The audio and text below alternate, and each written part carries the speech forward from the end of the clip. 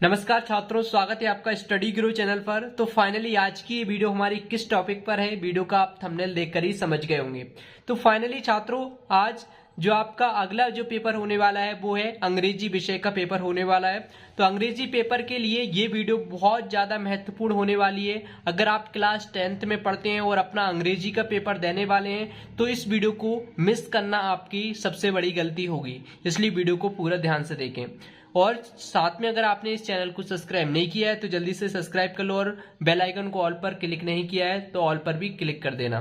तो चलिए हम वीडियो को शुरू करते हैं, लेकिन इससे पहले हम सभी टॉपिक पर बात करेंगे एक एक करके। तो आपका जो भी क्वेश्चन पेपर आपको देखने को मिलेगा, तो चार सेक्शन आपको देखने को मिलते हैं। सबसे पहले सेक्शन ए देखने को मिलेगा। सेक्शन ए में आपको देखने को मिलेगा एक अनसिम पैसेज। तो यहाँ पर अनसिम पैसेज में यहाँ पर आपको इस पैसेज को पढ़ना होता है। पढ़ने के बाद में कुछ क्वेश्चन दिए रहते हैं, उनके आंसर आपको निकालने होते हैं पैसेज को पढ़कर। यहाँ पर जिस प्रकार से आप यहाँ पर देख पा रहे हैं, तो क्वेश्चन के आंसर आपको कैसे निकालना है ये भी ट्रिक मैं आपको बताने वाला हूँ। तो सबसे पहले जैसे कि आपको ये डिसिप्लिन वाला ये पैसेज है, इसको आपको पहले तो पढ़ना है। पढ़ने के बाद में फिर इसके बाद में आपको क्या करना है, आपको क्वेश्चन पढ़ना है। जैसे कि what does discipline do for a child. अब यहाँ पर इसमें आपको ऑप्शन भी पढ़ के देख लेना है, जैसे कि form character and makes him a fit citizen. तो अब आपको ये चीजें जो टॉपिक हैं वो मिला के इसमें देखना है कि कहाँ पर चीजें लिखी हैं। तो यहाँ पर आप देख सकते हैं, मिलाकर आप चीजें आपको मिलती हुई दिखेंगी, जिससे कि यहाँ पर लिखा हुआ है, हाँ, it forms his character and makes him a fit citizen.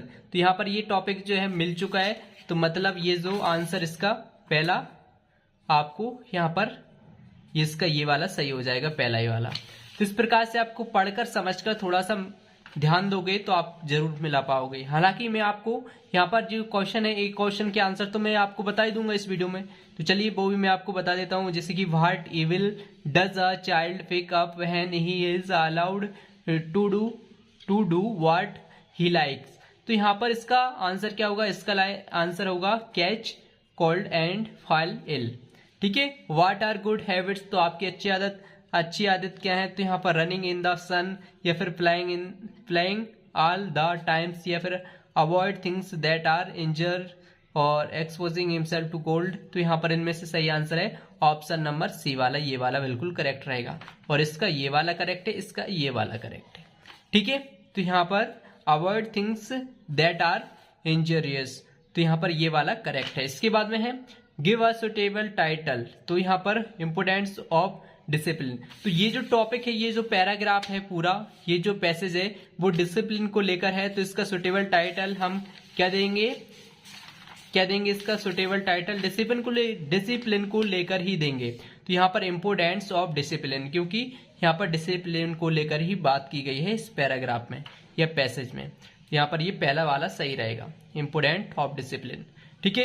इसके बाद में what does spoil it means, तो यहाँ पर इसका मतलब होगा डेस्ट्रॉयड। तो यहाँ पर ये वाला ऑप्शन नंबर बी वाला ये करेक्ट हो जाएगा। तो फाइनली छात्रों, हमने पहले पैसेज को हल कर लिया है, और अगर आप पहले पैसेज को हल कर लोगे तो आपको पूरे नंबर जरूर मिलेंगे, अगर आप सही आंसर दोगे तो। इसके बाद में आ जाता है सेकंड नंबर का। अब सेक्शन ए ही चल रहा है हमारा। सेक्शन ए में आपको 2 पैसेज देखने को मिलते हैं, और अच्छी बात है कि अगर आपको इंग्लिश अच्छे से समझना आता है तो ज्यादा आपको याद करने की आवश्यकता नहीं पड़ती है, क्योंकि यहाँ पर बहुत सारे पैसेज नोट्स वगैरह आपको बनाने के लिए आते हैं, पोस्टर निर्माण के लिए आते हैं, ग्रामर भी आती है। इसलिए अगर आपको इंग्लिश पढ़ना समझना आता है तो आप अच्छे अंक लेकर आ सकते हैं, और जिनको पढ़ना समझ नहीं आता है वो इंग्लिश से डरते हैं। और छात्रों, इसके बाद में है अगला पैसेज, वो है सेकंड नंबर का। यहाँ पर लिखा है read the following passage carefully and answer the question given value. तो इस पैराग्राफ को पढ़ना है, पैसेज को पढ़ना है। इसके नीचे दिए गए क्वेश्चन, यानी कि जो अगले पेज में जो क्वेश्चन दिए गए हैं, इनके आंसर आपको निकालना है। तो यहाँ पर इसका पहला क्वेश्चन है the main source of garbage in present continuous are. तो यहाँ पर हाउस होल्ड थिंग्स। तो ये जो पहला वाला है बिल्कुल करेक्ट आंसर है, क्योंकि हमने ऑलरेडी पहले से सॉल्यूशन इसका कर रखा है, इसलिए मैं डायरेक्ट आंसर बताऊंगा, क्योंकि आपको पढ़ूंगा फिर पढ़कर मैं फिर इसमें से आंसर निकालूंगा, इसमें वीडियो काफी ज्यादा लंबी हो जाएगी, लॉन्ग हो जाएगी, इसलिए मैं डायरेक्ट आपको आंसर बता रहा हूँ। इसके बाद में है अगला question, leaves can enrich fertility. तो यहाँ पर इसका आंसर क्या होगा, water, soil, air, human body. तो इसमें से सही आंसर क्या है, सॉइल इसका बिल्कुल करेक्ट आंसर रहेगा। इसके बाद में the noun from of the word recycle is. तो रिसाइकल, रिसाइकलिंग, रिसाइकलिंगली या फिर टू रिसाइकल्ड। तो इसमें से सही आंसर क्या होगा, इसका सही आंसर है रिसाइकलिंग, बिल्कुल करेक्ट आंसर है। इस प्रकार से अगला क्वेश्चन है, आगे का क्वेश्चन है give the meaning of the word nearest. इसका क्या हुआ, क्लोज्ड या फिर क्लोजली या फिर फार या फिर फार अवे। तो इसका सही आंसर क्या होगा, इसका आंसर होगा क्लोज्ड, इसका बिल्कुल करेक्ट आंसर होगा।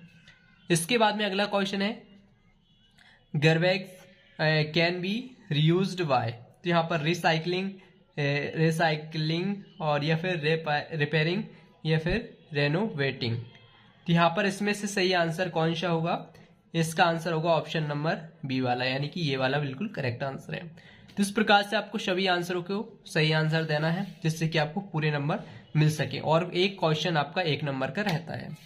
इस प्रकार से सभी क्वेश्चनों के आंसर देने के बाद में अब हमारा नेक्स्ट सेक्शन आ जाता है, सेक्शन बी। अब सेक्शन बी में भी हमें अच्छी बात यह है कि बहुत ही अच्छा टॉपिक आता है, वो है पैसेज लिखने के लिए। अब पैसेज तो आपको सामने देखने को मिलेगा, लेकिन इसमें आपको 2 चीजें लिखना है सिर्फ। एक तो लिखना है, यहाँ पर क्वेश्चन देख लेते हैं हम पहले से, इसमें क्या दिया हुआ है, on the basis of your reading of the above passage make a note on it using abbreviation feed in need if needed और give a suitable title to it. तो यहाँ पर इसमें क्या करना, सिंपल सा इस सेकंड वाले क्वेश्चन में आपको इस पैराग्राफ को पढ़ना है, गेम्स एंड स्पोर्ट। तो गेम्स एंड स्पोर्ट, तो यहाँ पर गेम के बारे में बात की गई, तो इसका सुटेबल टाइटल हो जाएगा गेम्स एंड स्पोर्ट। ठीक है, तो इसका ये एक टाइटल देना है, किस टॉपिक पर ये पैराग्राफ है, और साथ में इसका जो इम्पोर्टेंट पॉइंट है वो निकाल के 4 से 5 पॉइंट आपको इसमें से निकालना है, जो इम्पोर्टेंट बात की गई है इस पैराग्राफ के अंदर, वो आपको नोट्स तैयार करना है, उसका एक नोट बनाना है। ठीक है, इतना चीज आपको करना होती है, इसके आपको अच्छे खासे नंबर मिल जाते हैं। अब आपको देखने को मिलेगी एप्लीकेशन। एप्लीकेशन भी आपको इसी सेक्शन में देखने को मिल जाएगी। यहाँ पर अच्छी बात आपको थोड़ा सा ध्यान देना है, अगर आप चाहते हैं कि इंग्लिश में हमारे जो एप्लीकेशन है उसमें पूरे नंबर आए, तो इसके लिए आपको जो एप्लीकेशन में नाम दिया है उसी नाम से, उसी स्कूल से आपको एप्लीकेशन लिखना होता है, तभी आपको उसके फुल नंबर मिलते हैं। और यहाँ पर write a letter to your father telling him about your study. यहाँ पर एक लेटर भी आपको अथवा में देखने को मिलता है और में देखने को मिलता है, तो आप दोनों में से कोई एक कर सकते हैं। और नाम का विशेष ध्यान रखना है, जिस नाम से आपको लिखने को आता है वही नाम से आपको लिखना है। इसके बाद में आ जाता है आपका एसे। तो एसे आपको कैसे करना है, एसे में वो ही कर लेना है, आपका 1 ड्रॉप साइंस है, आप याद कर सकते हैं करना चाहो तो, या फिर आप इम्पोर्टेंस ऑफ ट्री कर सकते हैं, या फिर आप माय हॉबी का कर सकते हैं, एनी इंडियन फेस्टिवल कर सकते हैं। लेकिन 1 ड्रॉप साइंस तो हर बार आता है, इसलिए 1 ड्रॉप साइंस जरूर कर लेना। और गेम्स एंड स्पोर्ट, ये दोनों निबंध बहुत ज़्यादा इंपॉर्टेंट हैं, इसलिए दोनों इंपॉर्टेंट कर लेना। ठीक है, इसके बाद में आ जाता है आपका नेक्स्ट क्वेश्चन। अब नेक्स्ट क्वेश्चन है, आपको एक इमेज देखने को मिलती है, और इमेज को पढ़कर समझकर आपको लगभग 75 वर्ड में अंदर आपको एक डिस्क्रिप्शन या पैराग्राफ लिखना होता है।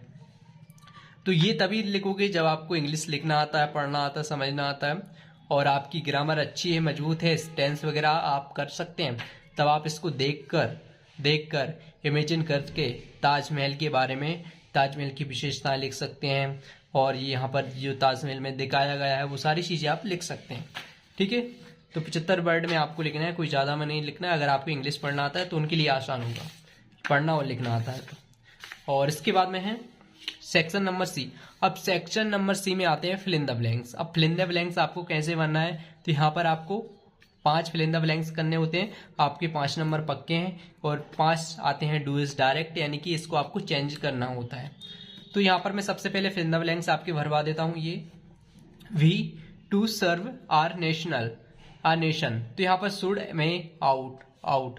तो इसमें से आपको क्या बनना है, इसमें से आपको भरना है फिल इन द ब्लैंक्स में, एक एक करके मैं सारे क्वेश्चन का आंसर बता रहा हूँ, इसमें आपको भरना है आउट। क्या भरना है, आउट भरना है। तो मेरी वीडियो को देखकर आप सारे क्वेश्चन को सही कर सकते हैं। आई कम इन द क्लासरूम सर, तो कैन माई नीड, इसमें आपको क्या करना है, मे आई कम इन। जब हम क्लास के अंदर जाते हैं तो सर से परमिशन लेने के लिए क्या बोलते हैं, मे आई कम इन, मे आई कम इन। तो यहाँ पर इसमें क्या आएगा, मे आपको भरना है, क्या भरना है, मे आपको भरना है। तो ये बिल्कुल करेक्ट आंसर रहेगा, ठीक है। और इसके बाद में दे फुटबॉल इन द इवनिंग, तो यहाँ पर इसमें प्लेस, प्ले और प्लेइंग। तो यहाँ पर इस सेंटेंस को समझकर इसमें से आपको भरना है कि कौन सी जो है फॉर्म आने वाली है यहाँ पर। तो यहाँ पर इसमें से क्या आपको भरना है, इसमें आपको भरना है प्ले, क्या भरना है, play. They play football in the evening, ठीक है। I have been here Monday for since 2, जिसमें आपको क्या भरना है, मंडे यहाँ पर आया तो यहाँ पर क्या भरा होगा, सिंस भरा होगा, क्या भरा होगा, सिंस। जिसमें आपको सिंस भर देना है, क्योंकि जब भी टाइम, निश्चित टाइम बता दिया जाए तो वहां पर सिंस आता है, ठीक है। और ठीक है, इसके बाद में है I am not afraid death on off if, sorry on off off. तो इसमें से आपको क्या भरना है, इसमें आपको भरना है ऑफ, ये वाला जो ऑफ है वो आएगा यहाँ पर, ठीक है। सिंगल एफ वाला जो ऑफ है वो यहाँ पर आएगा। इसके बाद में look you leap before after with, तो इसमें बिफोर आपको भरना है, ठीक है, बिफोर यहाँ पर भरा हो जाएगा, ठीक है। इसके बाद में है बिफोर बनने के बाद में ही हैज 1 रुपीज नोट, तो यहाँ पर इसमें आपको भरना है ए, यानी कि he has a 1 rupees note, तो इसमें आपको ए भरना है। इस प्रकार से आपको सभी फिल इन द ब्लैंक्स को कंप्लीट करना है। मैंने सारे बता दिए हैं, कोई सा भी आपको देखने को मिले तो आप उनको कर सकें।